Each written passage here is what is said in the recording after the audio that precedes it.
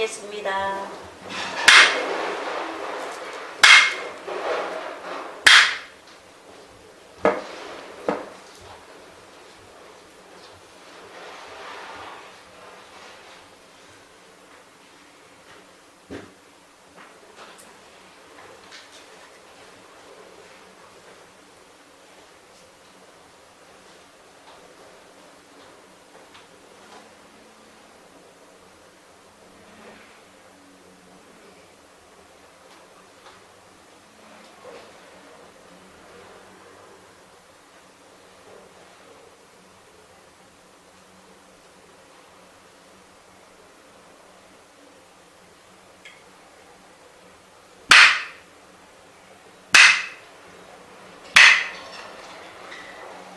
자, 거기에 15페이지 같이 한번 읽고 본문 시작하겠습니다. 자, 자비선수 자신의 내면을 들여다보는 것, 자기가 자기를 알아가는 것, 자기가 자신을 사랑하는 것, 자기의 고통을 자기가 없애는 것, 자기의 잘못을 자신이 용서하는 것, 내가 나를 깨우는 것, 자기가 자기를 구원하는 것, 이것은 안에서 일어나는 행동으로 바깥 경계에 전혀 동요되지 않으니 세간의 고통을 구제하는 지혜와 평안의 길. 이 세상 사람들은 자기 문제를 자기가 해결 못하는 사람 꽤 많아요. 사실은요. 그래서 이제 미국 같은 데도 보니까 그냥 자식이 부모에 빌붙여 사니까 부모가 소송을 걸어가지고 자식을 쫓아내는 일이 생겼더군. 이게 나이가 30이 넘도록 부모가 착 달라붙어서 사니까 부모가 화가 난 거예요. 그런 일이 있는데 사실 우리나라도 보면은 너무 부모가 자식이 오냐오냐 하니까 자식이 50, 60 되도록 그냥 80이 넘은 부모가 그 60이 넘은 자식을 데리고 사는 일이 없는 거예요. 그래서 이제 그런 건데 남이 나에게 이 도움을 주고 이러는 거는 참 좋은 일이지만 결국 모든 문제 해결은 자기가 자신이 해야 돼요.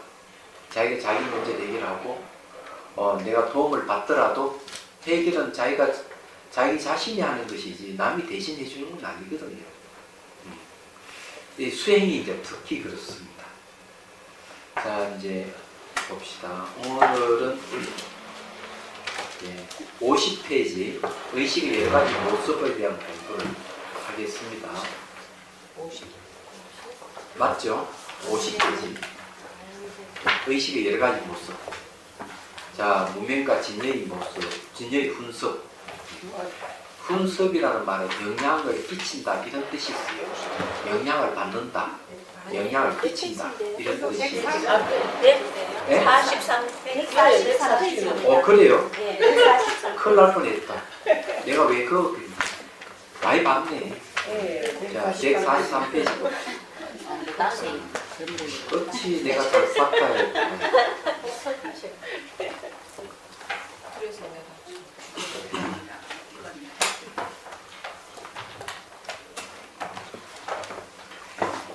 이제 정령과 삼법의 상응관계에 대해서 이제 얘기를 하다가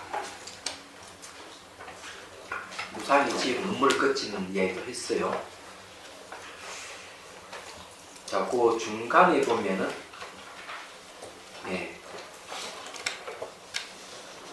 그 이제 앞에 좀 얘기하다 하죠. 그러므로 하는 부분 보십시오. 앞에서 7번째 줄이니까. 그러므로 초승달이 보름달이 되듯이 서서히 깨달음이 이루어지기도 하며 먼저 즉각 깨닫고 번뇌망상과 습이 서서히 녹아지기도 합니다. 그래서 능경에서는 평등의 이치는 단박에 끼칩니다. 깨달음을 타고 모두 소멸되지만 익힌 번뇌 습관은 즉각 제거되지 않고 차례로 소멸되는 것이다. 고 한 것이다. 그래서 여기 이제 수행을 하면서 왜 깨달음이 안 일어날까 이러죠. 즉각 깨달음이 오는 경우도 있지만은 서서히 오는 경우도 있고 그렇습니다. 그런데 이제 그 깨달음이 즉각 이렇게 오려고 하려면 미리 법문을 듣고 법의 이치를 사유하고 하는 그런 조건이 갖춰져 있어야 되지 않나 이래 봅니다. 그래서 이제 법문을 많이 듣고 이 법의 이치를 사유를 많이 한 사람들은 그 핵심이 무엇인지 알고 있는 거예요. 그러다가 무슨 인연이 되면 한마디 말로 딱 깨달음을 얻을 수 있고, 내가 수행을 하더라도 그 일어나는 현상에 대한 즉각 알 수가 있는. 예, 그렇지 않고 무지한 상태로 수행을 하면 평생을 수행하더라도 깨달음을 얻기는 어렵습니다. 얘기하자면.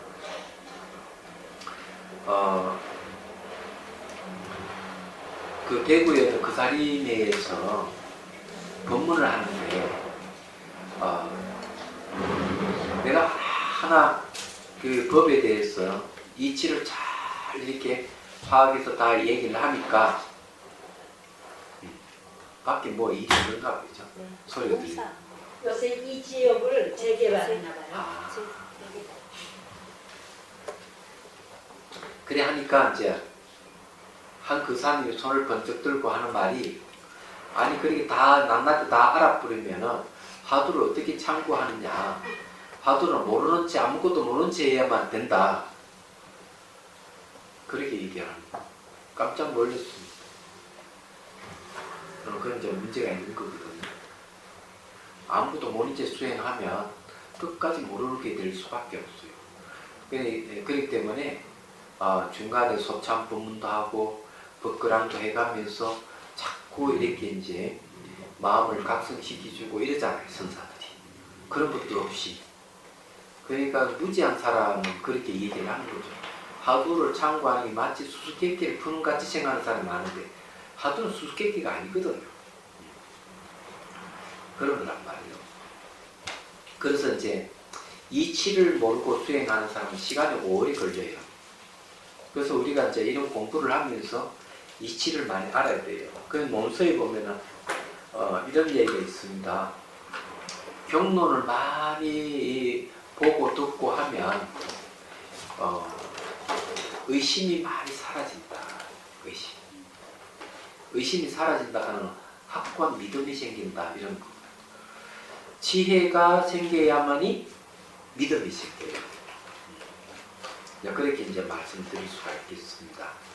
그래서 여기 이제 깨달음에 대한 얘기를 하니까 제가 이렇게 얘기하는데, 여러분들이 법문 듣다가 그렇지 하면 그건 깨달음이에요. 깨달음은 쉽습니다.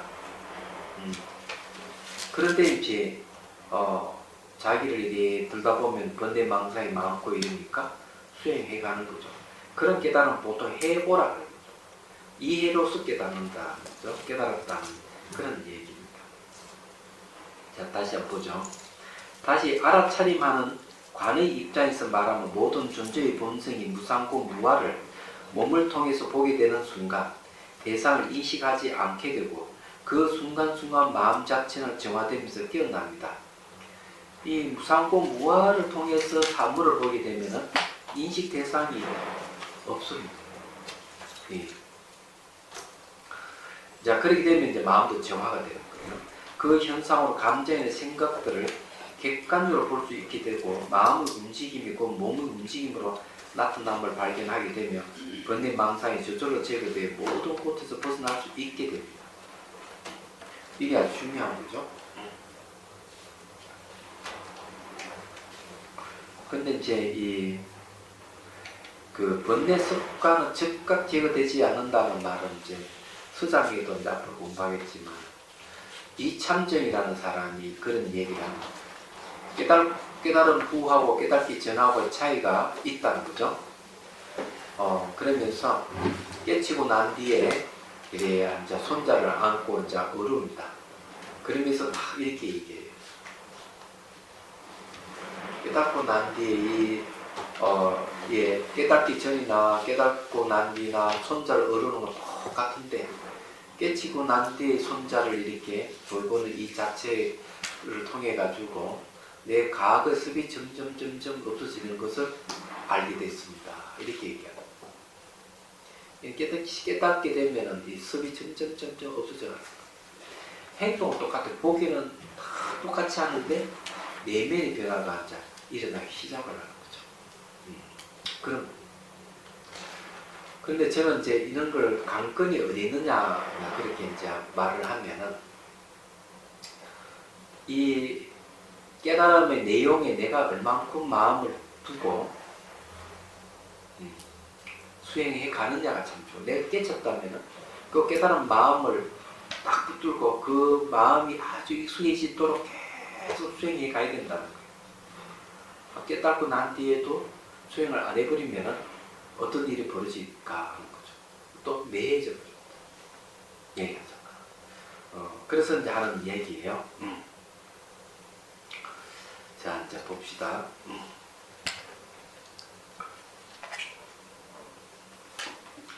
자, 그 현상으로 감정의 생각들을 객관적으로 볼 수 있게 되고 마음의 움직임이고 몸의 움직임으로 나타남을 발견하게 되며 번뇌 망상의 주저로 제거되어 모든 고통이 벗어나게 됩니다. 담배를 끊는 경우를 예를 들어 보겠습니다. 이거는 이제 제가 아니까 말씀드릴게요. 한 번은 여기 이제 그 되돌아보기 내용인데 오래됐어요. 송강서 살 때에 수유연구실에서 교수님들이 좀 몇 분 오셨어요. 학자들이죠. 그래서 5명이 찾아와가지고 수행에 대해서 알고 싶다 해서 이빠산나를 가르쳐 줬어요.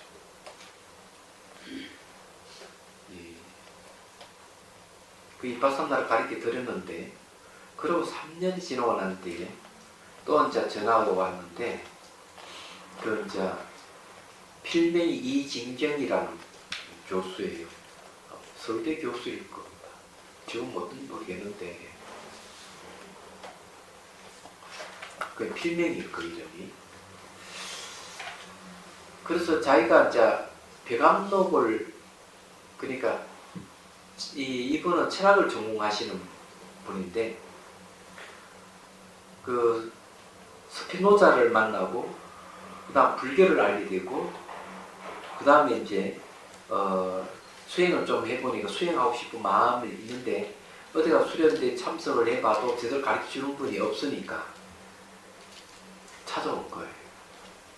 가운데 이제 김 교수를 통해 가지고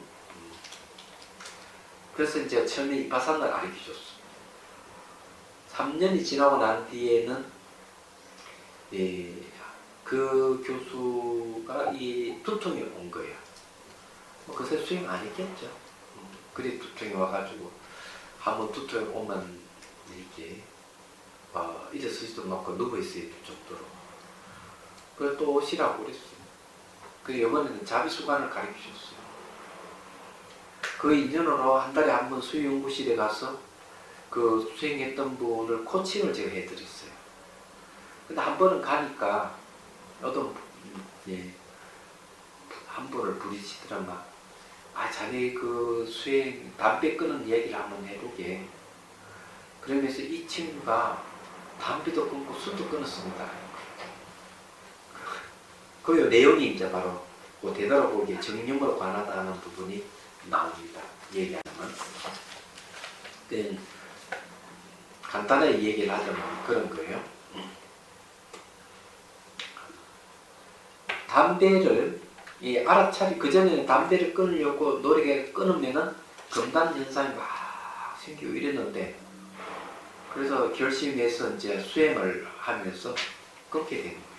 그래서 어떻게 끊었냐 이러니까 알아차림 열심히 이제 수행을 하다 보니까 담배를 피우고자 하는 욕구가 일어나더래요.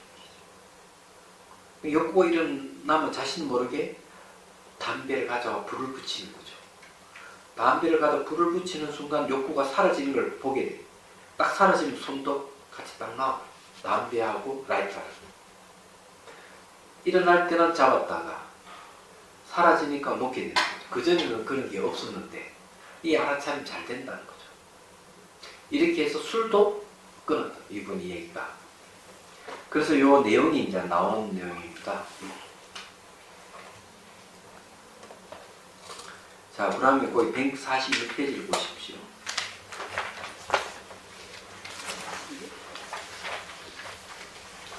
또 이제 읽어볼게요. 세 번째 그 선해. 담배에 대한 감정과 생각이 일어날 때 예리하게 알아차림이 되고 의도까지 사물을 보듯이 보였다면 알아차림 어느 정도 이거저 있군요. 혼침과 들뜸은 없습니까?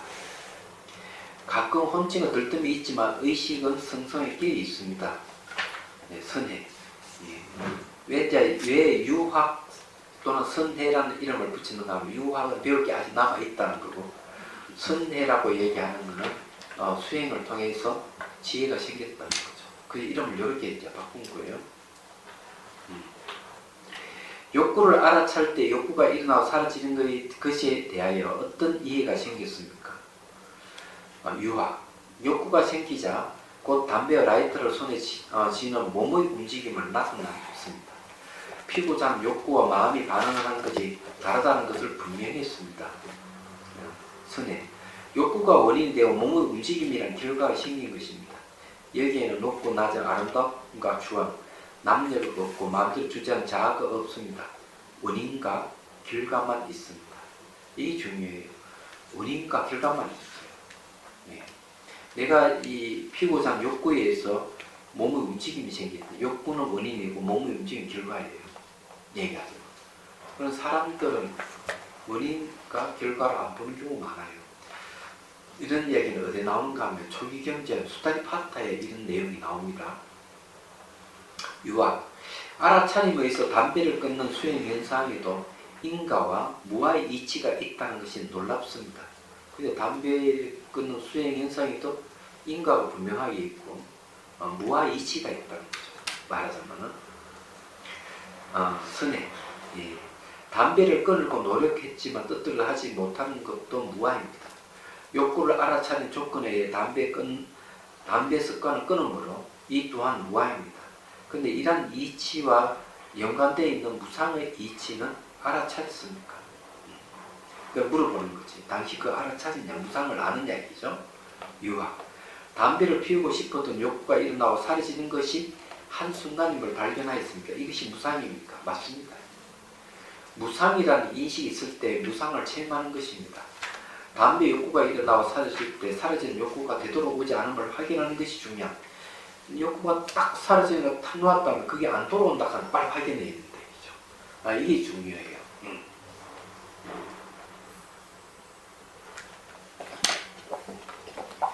그래서 이제 이거 확인이 안 되면 그럼 어디 되나? 확인을 안 하면은 이 욕구 계속 일어날 수가 있어요. 사라져서 그 욕구 돌아오지 않니 확인하면은 설사 욕구가 일어나더라도 돌아오지 않음을 알게 되는 거죠. 자, 사라진 욕구가 되돌아오지 않음을 확인하는 것이 왜 중요합니까? 선해. 미래는 오지 않아 없기 때문에 지나간 것이 되돌아오지 않음을 아는 순간 앞뒤가 끊어짐을 체험할 수 있습니다. 이때 지금 이 순간만 있는 상태가 됩니다. 지금 이 순간도 머물지 않음에 머물며 번뇌망상의 본래 없었음을 알아차리게 됩니다. 이것이 무상적궁입니다. 딱 되돌아오지 않은 걸 알아차려야 돼요. 그게 아주 중요해요. 이 되돌아오지 않는 딱 알면은 미래는 당연히 오지 않을 수 없기 때문에 미래와 그러니까 과거와 미래가 끊어져 버려요. 현재는 딱 남아요. 그게 앞뒤가 끊어졌다 이렇게 표현하는 겁니다. 성가에서 이거 많이 표현하는 용어예요. 옛날에 제가 고자 성자 큰 스님한테 가서 조주무자에 대해서 물었어요. 고자 성자 큰 스님. 첫마디에 딱 그래요. 조주무자는 앞과 뒤가 끊어지는 게 바로 조주무자다. 이렇게 얘기했어요. 그때는 뭐 어린 나이에 그게 무슨 말인지 뭐 몰랐죠. 지금은 알죠. 앞뒤가 끊어져. 현재 순간만 있는 거죠. 과거는 지나갈 수 없고 미래는 오지 않을 수 없기 때문에 과거와 미래가 끊어져 버리면 현재만 알다. 근데 현재도 없는 거죠. 과거 미래가 없기 때문에. 그래서 우리가 그런 그 이치를 알고 거기에 딱 올인해 있는 사람은 자유로운 겁니다. 과거로부터도 자유롭고 미래로부터 자유롭고 현재로부터 자유롭고. 예. 그렇게 알아도 그렇게 못하니까 문제되는 거죠. 다른 건 없어요.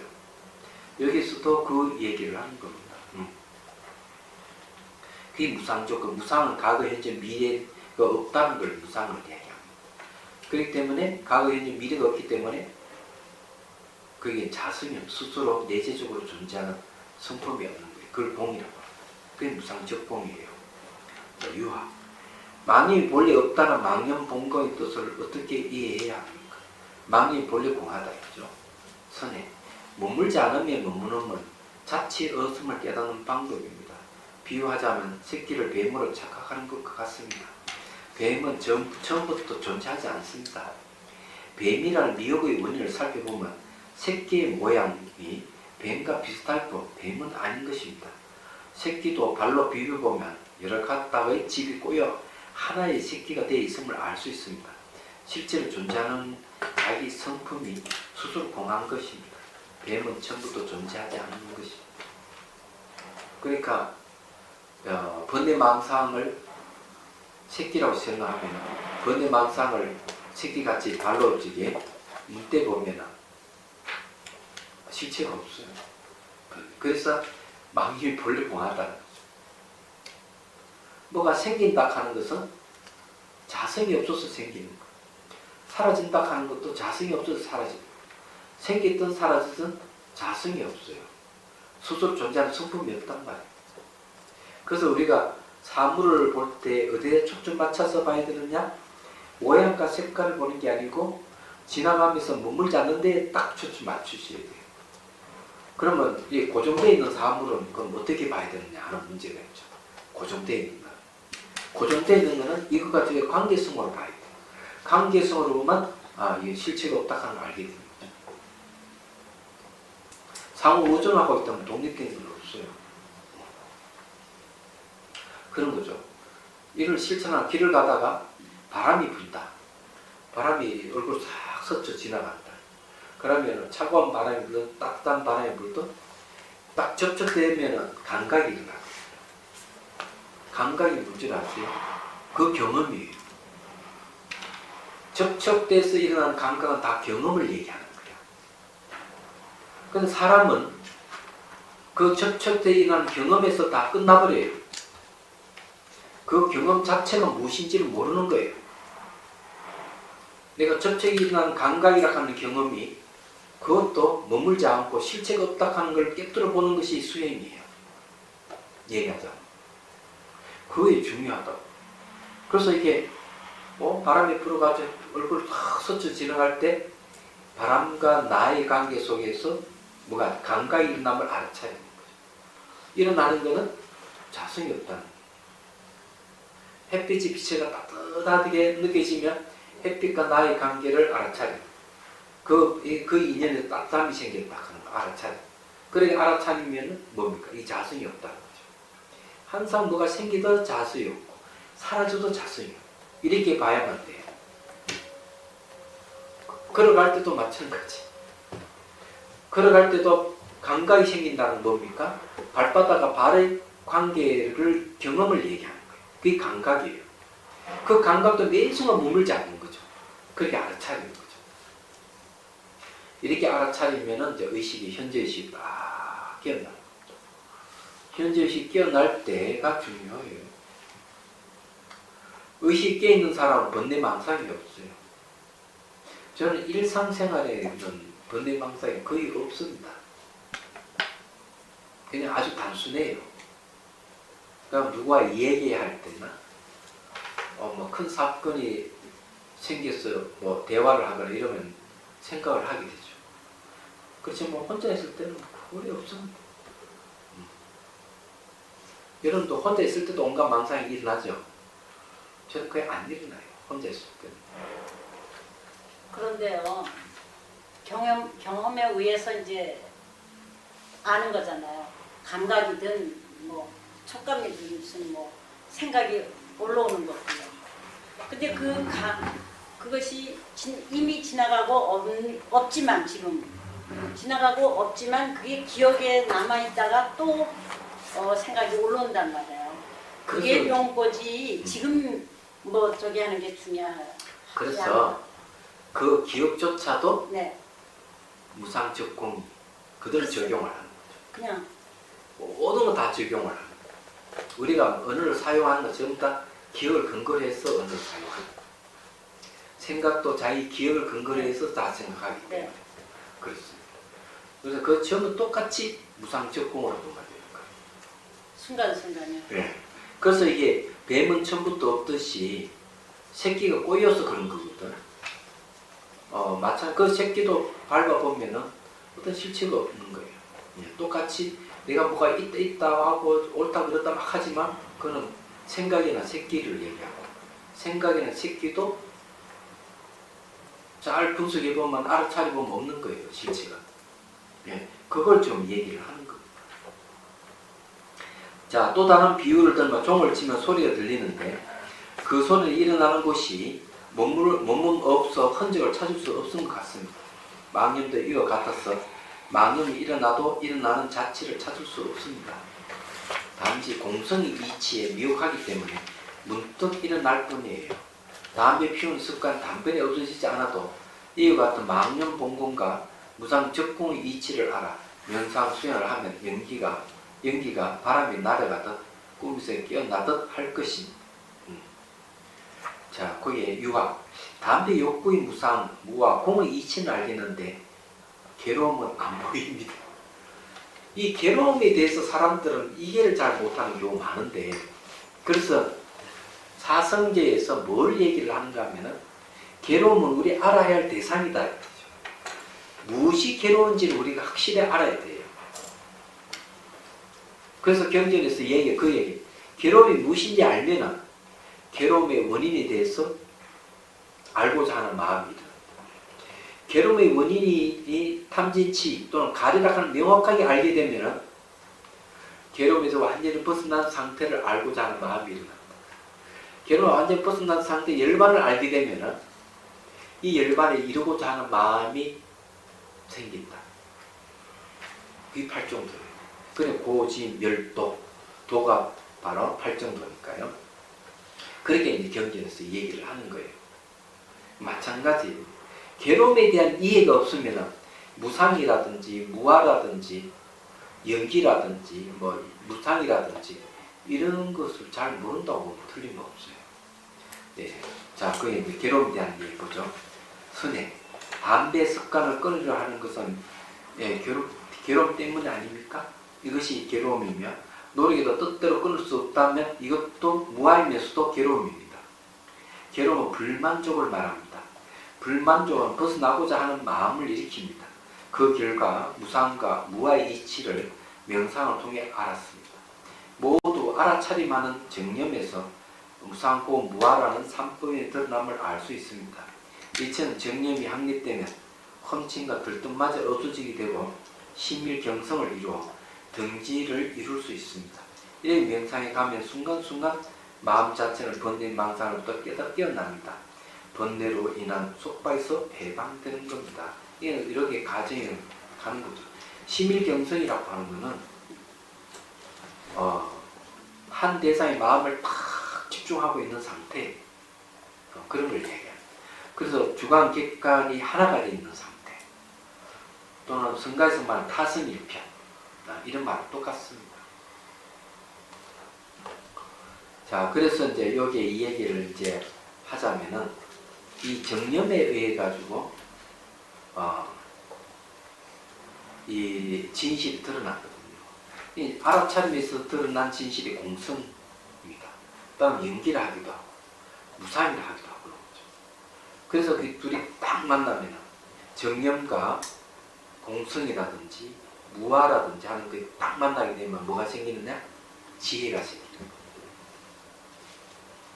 이 지혜가 깨달음을 갖다 주는 겁니다. 자, 주관과 객관을 떠나 반야 지혜로 있습니다. 야, 이 내용은 자 뭘 얘기하는가 하면은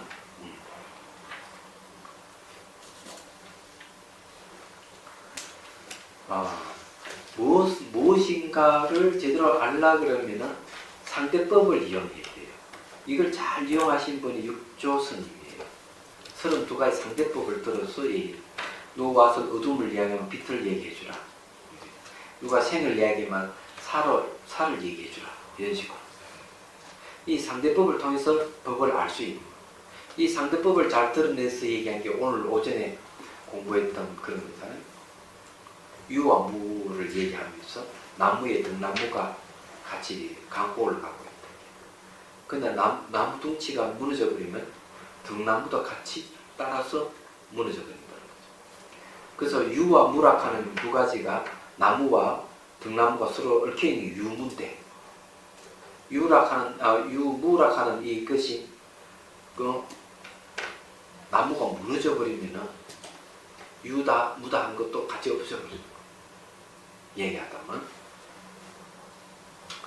그랬을 때 이제 이 주객을 떠나게 되는 겁니다. 그래서 내라고 하는 것은 너가 있다는 거, 너를 얘기하면 나를 얘기하는 거예요. 그 중에 하나만 타파해버리면 나를 타파해버리면 너도 없어버려요. 자,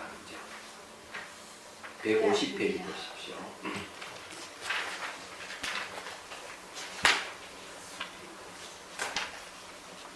그 이제 네 번째 줄 보면 반대로 자아가 없는 상태에서는 대립할 수 있는 어떤 것도 없으므로 주객이 없는 상태입니다.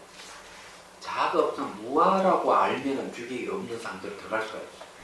주객이 없는 경지에 있는 수행자에게는 대립이란 있을 수 없습니다. 그러기에 다툼이나 어떤 이익을 챙기거나 사랑하거나 미워하는 등의 감정이 없습니다.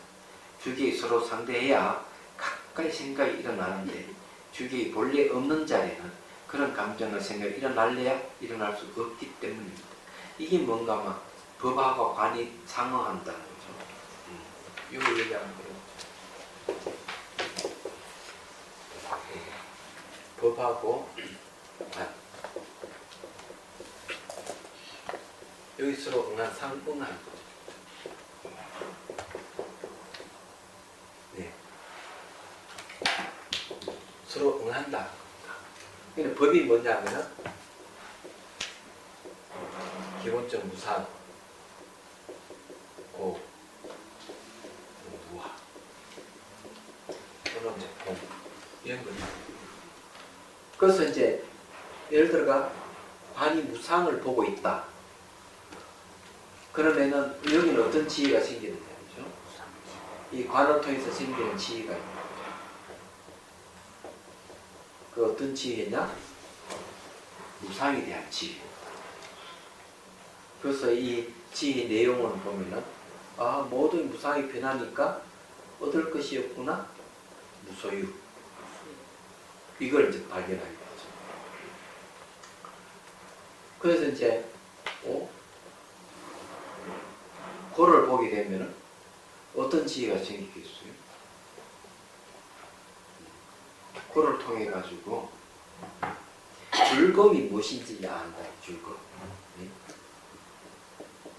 알겠죠? 즐거움이 무엇인지 아는 것이 지혜입니다. 그러면 괴로움을 떠나 즐거움 얻는 최상의 즐거움은 잘 알다시피 생사를 끝난 열반을 얘기합니다. 지혜에서 열반 정도 가능하다. 그 다음에 이제 무아를 보게 되면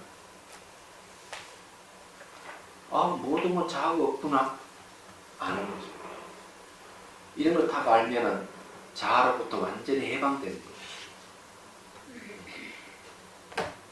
모든 내 뜻대로 되는 게 아무것도 없다 하는 아는 거죠. 그렇게 아는 걸 지혜라고.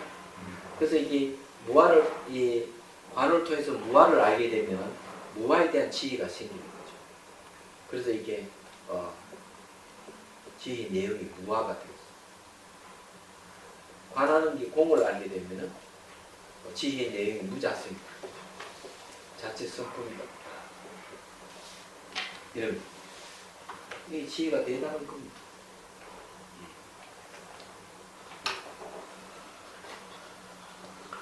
그래서 이제 항상 법하고 관이 다 서로 응해야 돼요. 그래야만 이 서로 응할 때 번뇌망상이 다 없어지고 해방감이 오는 거예요. 말 150페이지 보십시오. 이 법하고 관이 서로 상하게 되면은 이 인아집이 없어지고요. 인아집이 없어지고 법아집이 없어집니다. 그게 다 없어요. 그래서 인아집이 없어지면은 이건 아공이라고 그러고요. 아가 공해야 돼. 법아집이 없으면 법공이라고 그래요. 아공, 법공이란 말을 쓰죠. 그래서 항상 이 서로가 상응해야 되는데 요 법을 못 보고 모양이나 색깔을 보고 있다. 그러면은 이건 전부 다 언어와 결합될 수 있는 현상이기 때문에 이분은 아직까지 말과 생각이 붙들려 있는 거죠. 그런데 이제 법을 제대로 보게 되면 모양도 없고 색깔도 없어요. 그 다음에 일어나는 것도 없고 사라지는 것도 없어요. 없습니다. 이 법이라. 이렇게 이제 서로 상해야만이 인아집과 법아집이 없어집니다. 예. 그런 거. 그래서 이 조금이라도 언어와 결합될 수 있는 게 있다면 항상 모양과 색깔을 보는 거. 그래서 그게 다 끊어져 버려요. 말과 생각과 결합될 수 있는 여지가 없어요. 그런 형태가 없습니다. 일어나는 것도 없고 사라지는 것도 없고. 희한해요, 그게. 그 다르게 얘기하면은 찬란한 빛을 본다든지 아름다운 모를 본다든지 이렇게 하면서 자기가 수행이 잘 된 것 같이 막 생각하지만 모양과 색깔이 있는 이상은 전부 다 자기 생각의 반영이죠. 어떤 생각, 말과 생각과 결합될 수 있는 그런 생각들, 그런 영상들이 나타난 거거든요. 예. 그래가지고 자기가 극락세계 같은 뭘 보고 막 얘기하면서 어떤 데 갔더니 막 아름다운 동산에 집이 있는데 또 이렇게 얘기하는 분은 계세요.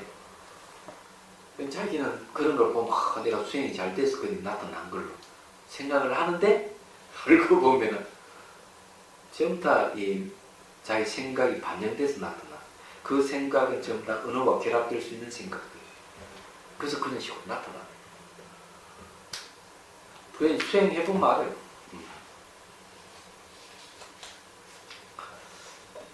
자, 거기에 네 번째로 보면 반대로 자아가 없는 상태에는 대립할 수 있는 어떤 것도 없으므로 주객이 없는 상태입니다. 주객이 없는 경지에 있는 수행자에게는 대립이란 있을 수 없습니다. 그러기에 다툼이나 어떤 이익을 챙기거나 사랑하는 미워하는 등의 감정이 없습니다. 주객이 서로 상대해야 가까이 생각이 일어나는데 주객이 본래 없는 자들이 그런 감정의 생각이 일어날래야 일어날 수 없기 때문에 왜 주객을 들어서 얘기를 하느냐. 여기 관찰하는 건 주관이고 관찰되는 건 객관이거든요. 그런데 관과 법이 서로 상응해버리면 주객이라 하는 경기가 없어버린다는 거죠. 얘기하자면. 그래서 이제 이게 필요하다. 자, 그 다음에 이제 봅시다. 3번, 정념은 생각의 흐름을 잘라준다. 명상이. 네, 명상? 명상합시다.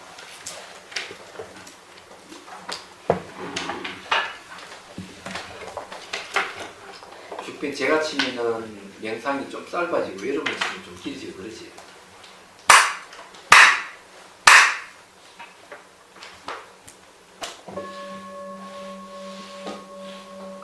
자, 숨을 들이쉬고 내쉬고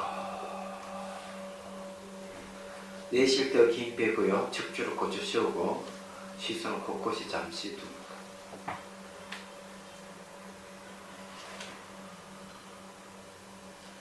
눈을 감고 자, 가슴에서 하얀 용꽃 봉오리 쭉 솟아서 정수에서 활짝 핀 걸 상상하십시오. 하얀색은 사랑과 연민, 자비의 색깔입니다. 자, 지혜와 자비의 형상화인 관자재보살을 떠올립니다. 미소를 짓고 그 연꽃 속에 다 안하게 앉아있는 걸 떠올려 보십시오. 자, 이런 이미지를 떠올리는 것은 집중의 힘을 기르는 데 아주 좋은 방법이에요. 자, 감로수를 머리에 쭉 부어줍니다. 시원한 감로수를 부어서 몸의 열기를 식혀봅니다. 그래 부어주면서 잘 살펴봐야 돼요. 일어나면은 뭐가 생기면 생기는 것이 없음을 보고요. 사라지면은 사라지는 것이 없음을 봐야 돼요. 자취를 남기지 않는다는 거죠. 그래서 자취를 남기지 않는데 딱 머물러 있으면은 자, 그 자리가 무와의 자리고 무자성 공의 자리예요. 그게 머물러 있어 번뇌망상 계속 없어질 거예요. 말과 생각을 끝나면서 몸의 형태도 사라져버리고 의식만 남아있는 상태가 될 겁니다. 자, 물을 계속 부어주면서 그렇게 살핍니다.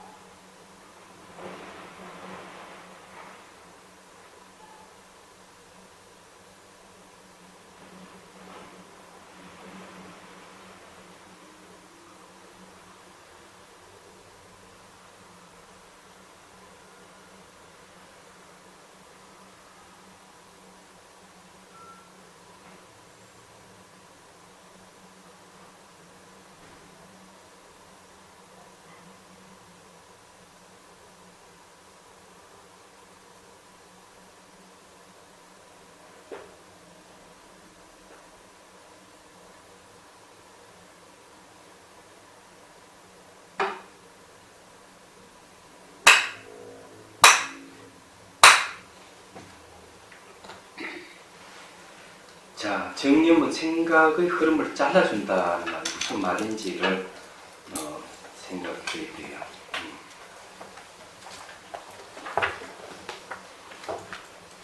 예, 우리 이제 생각이라 하는 게 대상이 개입되면 어떤 일이 벌어질까 생각을 해야 돼요.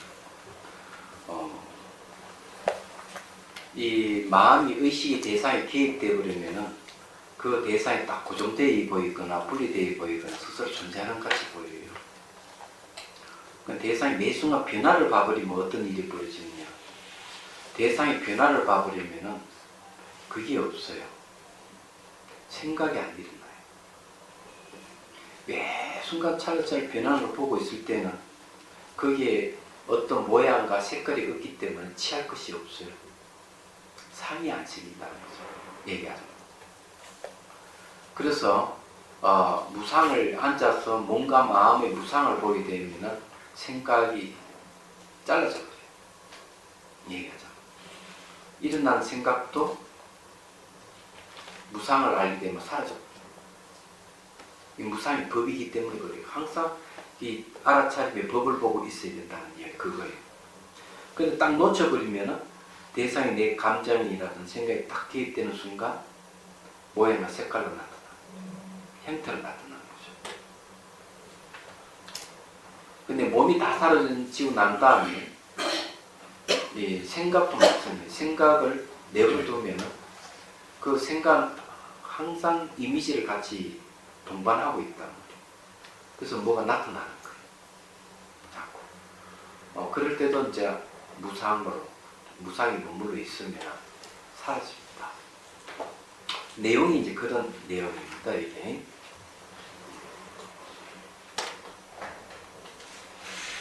자, 152페이지입니다. 인연상의 깨달음의 원리에 대해서 이제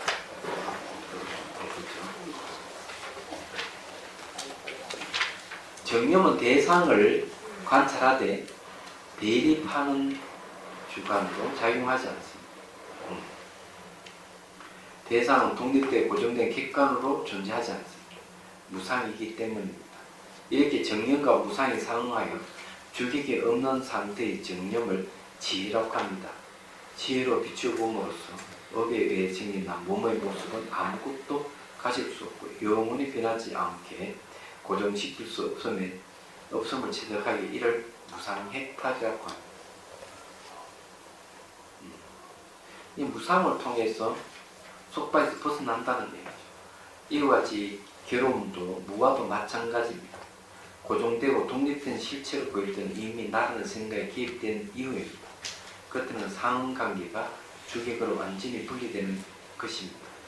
주객이 분리되는 것 같으면서도 하나이고 하나인 것 같으면서도 분리되어 보이는 것을 지혜와 법의 상호 또는 연기라고 하는 것.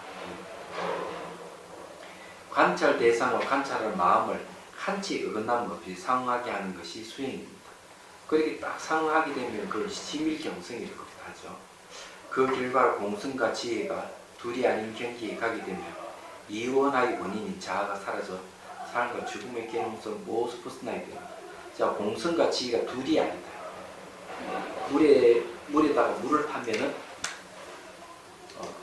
기존에 있는 물과 들어가는 물이 경계가 없어요.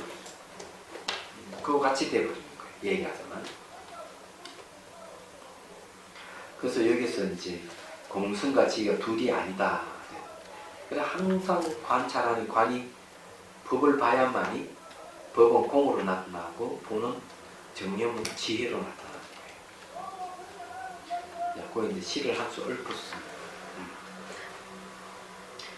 번뇌망상의 원인이 몸이요 잊지 않는 자에 의해 아지랑이처럼 피어남이 번뇌망상이다.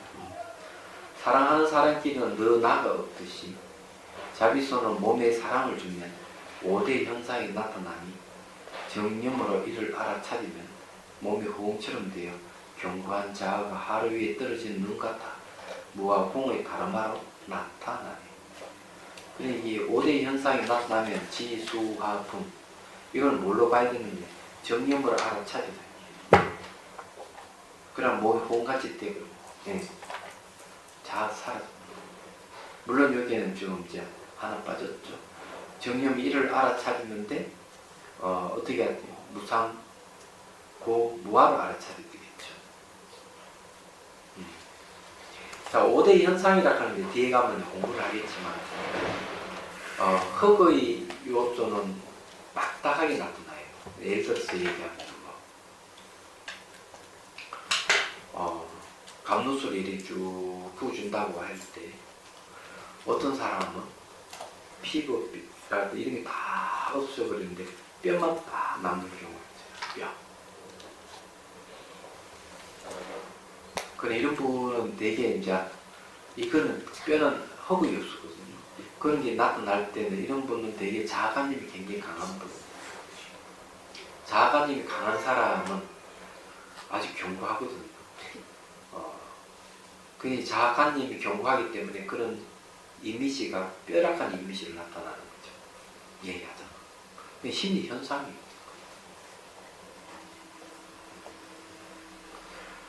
근데 이제 이런 게 다 가능한 겁니다. 간절히 보면. 어떤 분은 이런 게 있어요. 어디 지켜보는데 모래가 싹 흩어지듯이 몸이 그냥 모래같이 화해가 그냥 푹 주저앉은 자들은 싹 사라져버린 사람. 근데 이런 사람이 수행은 거의 한 것도 아닌데 이런 것은 이제 뭐라고 전생에 수행한 까라마에 대해서 나타나는 현상이다. 이래요. 그거 소지간이 보면 나옵니다. 어쨌든 그런 거예요. 물의 요소는 나타나지 않습니다. 불의 요소는 몸에 막 열기가 하기 때문에 쫙 들어가보면 불이 위에 타고 오르듯이 그런 식으로 보여요. 잘 관찰해보면 그건 불의 요소. 따뜻하거나 차가운 것도 불의 요소지만 어떤 경우는 정말 불꽃이 튀듯이 이렇게 보이고 바람의 요소는 어떤가 하면은 몸이 막 근질근질한 막 뭐가 개미 기어가듯이 근지러운 것도 바람의 요소 일어납니다. 그냥 자세히 보면 어떤 거 밀었다, 당겼다, 밀었다, 당겼다 이렇게 하거든요. 그 움직이는 건 전부 다 바람의 요소, 에너지예요. 호응의 요소는 어떤가 하면은 물을 붓다 보면 몸이 사라져버려요. 텅겨져 버려요. 그냥 호응의 요소가 나타나는 거예요. 그게 이제 여기서 얘기하면은 바로 이 5대 현상을 얘기하는 거죠. 자, 그런 것을 이제 5대 현상을 보면서 이제 이 5대 현상이 무하고 고고 이 무상인 줄 확실하게 얘기하죠. 자, 그 다음에 153페이지 사무량심과 사법인의 상관계에 대해서 얘기해주죠. 이게 무슨 말이냐? 시간이 잘 되는데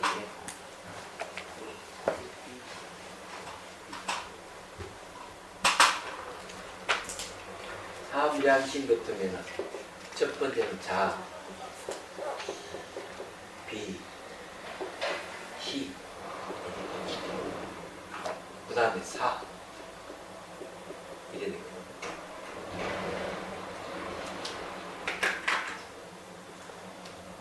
자하고 관계되는 건 무상입니다.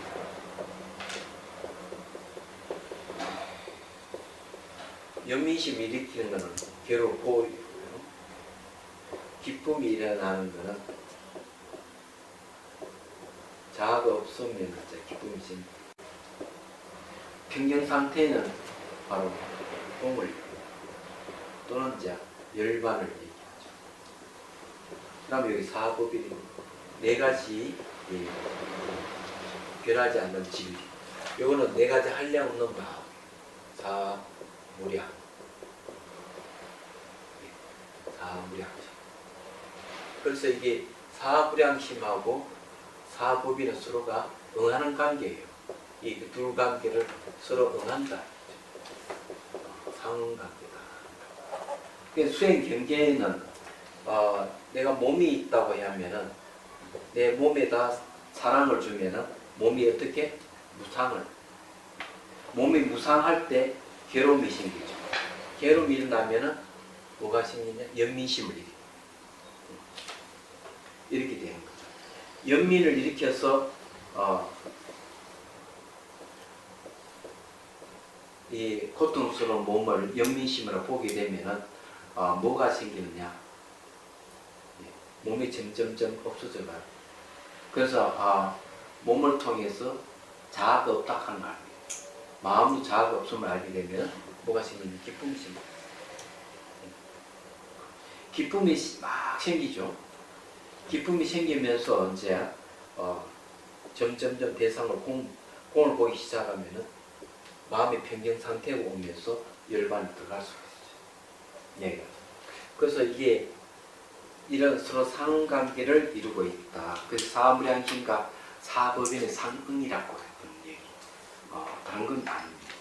근데 여기에 이제 제일 끝에 뭐 하나 더 붙었어요. 지혜 지자.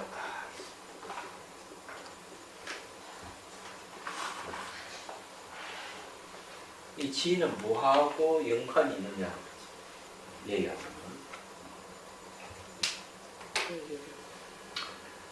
예. 그래서 이게 자비, 희, 공, 지 이렇게 있는데 이 공을 사라고 보는 게 좋겠습니다. 자비, 희, 사 이게 좀 교정이 안 되죠. 사. 자비, 희, 사, 지입니다.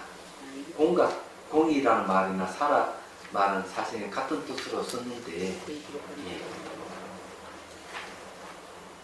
자, 이런 이제 관계가 이런 관계를 통해서 어떤 깨달음이 오느냐? 본부의 깨달음, 상사의 깨달음 이렇게 이제 가는 거예요. 얘기하자면. 그 다음에 이제 수분각으로 가고 부경각으로 가고 이렇습니다.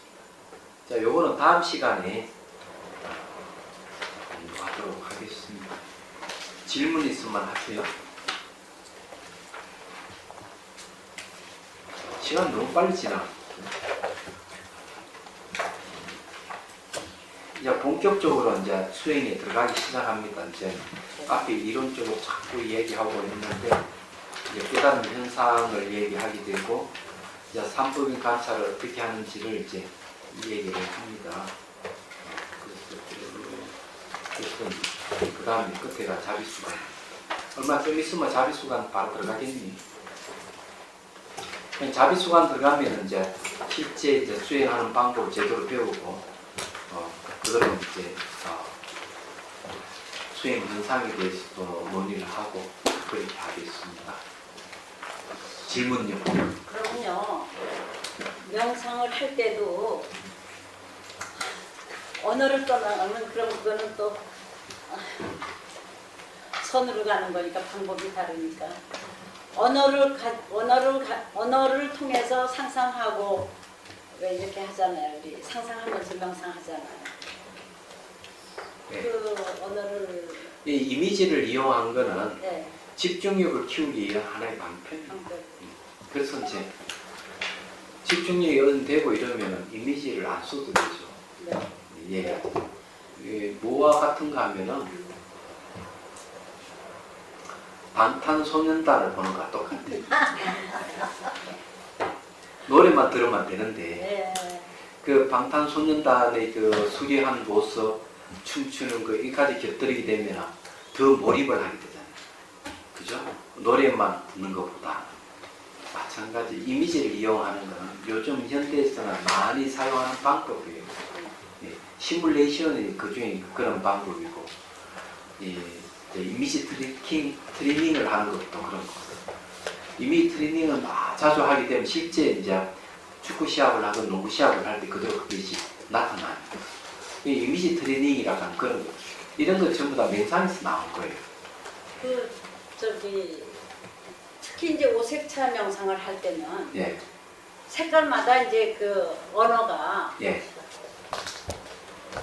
아니 뭐 전부 그렇지는 않지만 공통적이란 말이에요. 예. 빨간색, 파란색이든 무슨 초록색이든 그게 좀 지루한 것 같아요. 그래서 이렇게 말을 좀 바꿔보고 또 이제 제가 여자니까 그 이렇게 스며드는 모습을 다른 표현으로 또 해보거든요, 제가. 더 좋은 방법이 있으면 그렇게 표현해도 되죠. 네.